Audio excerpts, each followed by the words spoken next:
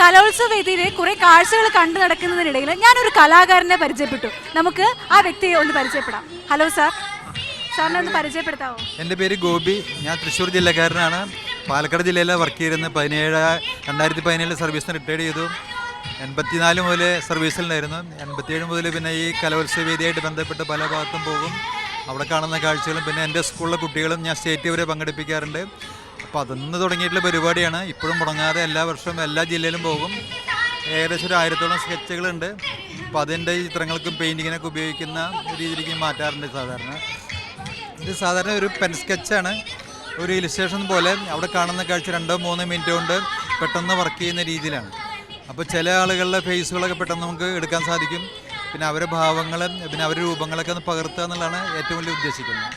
Sir എല്ലാ വർഷവും ഇങ്ങനെ പോകുന്നുണ്ടല്ലോ, അപ്പോൾ ഈ വർഷത്തെ കലോത്സവ വേദിയിൽ വെച്ച് എത്ര പടങ്ങൾ എടുത്തിട്ടുണ്ട്? ഇപ്പോൾ ഏകദേശം ഒരു 60ഓളം പടങ്ങൾ ഇപ്പോൾ വരച്ചിട്ടുണ്ട്. ഒരു 150 പേജാണ് ഇതിലുള്ളത്. അപ്പോൾ അത് അവസാനിപ്പിച്ചിട്ട് പോകും. ഓക്കെ, ഒരു ബുക്ക് തീർത്തിട്ടാണോ? ഓക്കെ.